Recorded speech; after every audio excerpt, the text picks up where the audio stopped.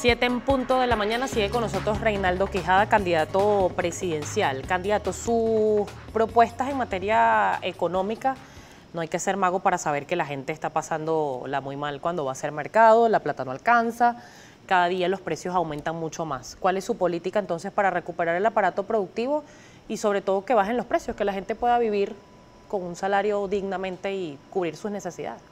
Sí, mira, no hay secretos en el tema de la economía. Hay ciertas cosas que son básicas. Tú efectivamente dijiste, mucha gente habla de recuperar el aparato productivo y eso casi pareciera entonces un lugar común. Entonces el tema es cómo hacerlo. Tú tienes que sentarte con todos los sectores productivos, agrícolas y agroindustrial, sector por sector. Eso es responsabilidad de un presidente, por lo menos en las primeras de cambio para estabilizar la economía, conocer el problema de cada uno de los sectores y comenzar a actuar en consecuencia, no en shows televisivos como hace Maduro, que convoca a Miraflores, un montón de empresarios para mostrar que se está haciendo algo y no se está haciendo nada. Pero tienes entonces que aumentar tus fuentes de ingresos. ¿Cuál es la principal fuente de ingresos de Venezuela? El petróleo. Hoy la producción petrolera ha caído de 2.8 millones de barriles día a 1.5 millones de barriles día, por la ineficiencia y la ineptitud del gobierno y por haber puesto a alguien como Manuel Quevedo, que es un general que no conoce nada de petróleo, al frente de PDVSA, aunque eso ya viene cayendo antes, no es que le estoy echando toda la respuesta, pero no sabe de petróleo como la mayoría de la gente que está en este gobierno. Se improvisa permanentemente y hay una serie de ministros que no están capacitados para la función a la cual fueron designados. Entonces, recuperar la industria petrolera porque es la principal fuente de ingresos. Tienes que refinanciar la deuda pública o declarar quizás una moratoria, ver cuál realmente fue contraída legítimamente y cuál no fue. Y por esa vía tiene entonces una serie de ahorros al refinanciar el servicio de la deuda. Tienes que parar en seco la emisión de dinero inorgánico y eso te va a ir permitiendo reducir el inmenso déficit fiscal, que es la principal causa de la inflación.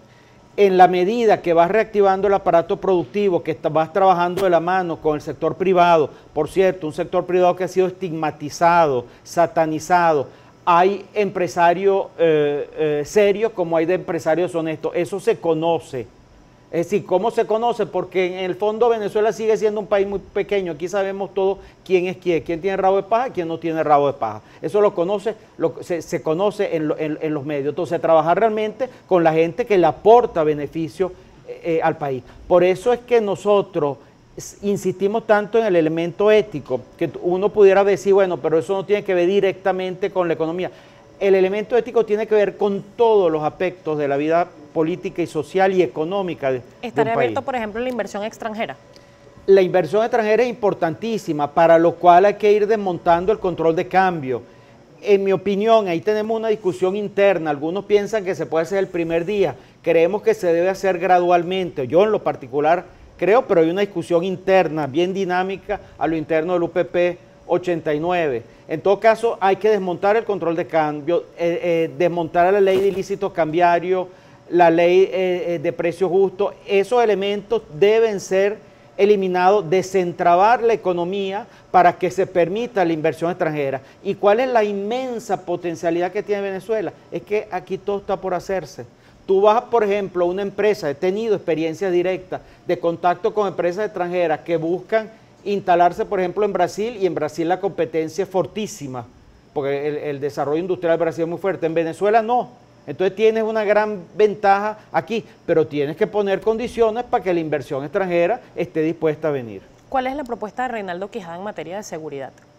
Mira, yo escribí hace poco, pues estamos permanentemente escribiendo notas de prensa. Por cierto, todas nuestras notas de prensa no es para decir que yo estoy viajando por aquí o estoy viajando por allá. Nuestras notas de prensa es para hacer propuestas al país. Y nosotros, el título ya te va a indicar de esa nota de prensa era la lucha contra la inseguridad requiere de un liderazgo ético. De nuevo, la ética. ¿Por qué? Porque si todo la estructura del Poder Judicial, del sistema penitenciario, de la policía, está corrompida, está podrida, es muy difícil que tú puedas enfrentar la inseguridad. Entonces, la impunidad debe desaparecer. Aquí hay una justicia para ricos y otra justicia para pobres. En las cárceles son industrias de presos, son escuelas, también lo han llamado otros, de presos. Tú pones gente de delito de asesinato, violación, con un muchacho que se robó algo porque tenía hambre para llevárselo a su familia. Los cuerpos policiales están corrompidos, pero eso permea, el ejemplo ético de un liderazgo permea en la sociedad. No es más represión, no es que tengas las policías mejor dotadas, por supuesto no van a andar con China en la calle, pero el elemento fundamental es el elemento ético, eso impacta y por eso nosotros somos tan reiterativos en hablar de la dimensión ética de la política. Por acá hay preguntas, candidato, que quiero presentarle de inmediato de nuestra audiencia. Le dice lo siguiente, por ejemplo, Antonio González. El chavismo disidente se pregunta, como si Chávez no fuera el gran culpable de la destrucción de Venezuela, conmigo no cuentan para el simulacro electoral. ¿Qué le responde? Mira, estoy de acuerdo, nosotros hemos defendido el proceso revolucionario, el proceso político encabezado por Chávez en lo que significa la inclusión social. Al principio lo que pareció ser la lucha contra la corrupción, que por supuesto terminó no siéndolo. Pero indudablemente que en política económica el presidente Chávez fracasó estrepitosamente. No hubo claridad.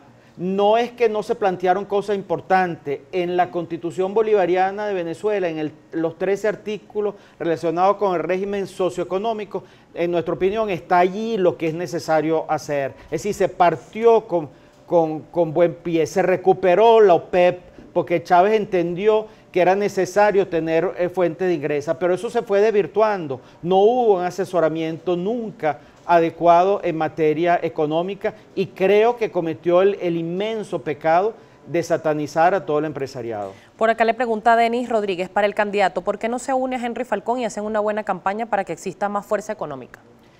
Por una razón, eso me lo han planteado también. La crítica, nosotros venimos de dentro, la crítica nuestra al gobierno del presidente Maduro duele mucho más que la crítica externa, porque nosotros no somos muy vulnerables, vamos a decir que conocemos al monstruo por dentro, sabemos las debilidades de esto, sabemos las contradicciones, a nosotros no nos pueden plantear que si el plan de la patria, que si el golpe de timón, que si el discurso tal o el discurso cual, los conocemos. Y todo lo importante que planteó Chávez ha sido desvirtuado. Un programa como con el Mazo Dando de Diosdado Cabello, que se la pasa utilizando toda la imagen y todos los discursos de Chávez, pero no dicen lo fundamentales. ¿Por qué no habla cuando Chávez hablaba para qué la política? Para enriquecernos, para enriquecer a mis amigos, a mis familiares, a los grupos económicos y crear otros grupos económicos. Eso lo decía Chávez. ¿Y por qué eso no lo pasa en el Mazo Dando, en Lojilla o en Zurda Conducta? No, ellos pasan lo que les interesa pasar. Tenemos que irnos y en segundos quiero que me conteste lo siguiente. El candidato Luis Alejandro Ratti ha dicho que si en este transcurrir de la campaña electoral se siguen violando algunas condiciones que él ha hecho la denuncia formal ante CNE, retira su candidatura.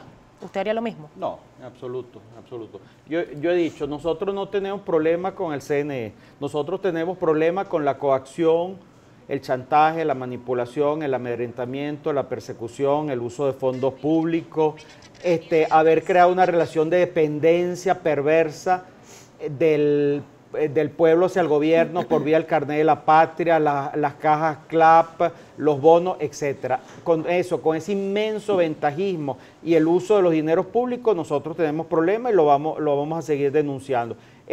Con el CNE no tenemos problemas. Muchísimas gracias, candidato. Gracias. Por acompañarnos. Era Reinaldo Quijada, candidato presidencial, quien muy amablemente nos acompañaba acá en Primera Página. Son las 7:10 minutos.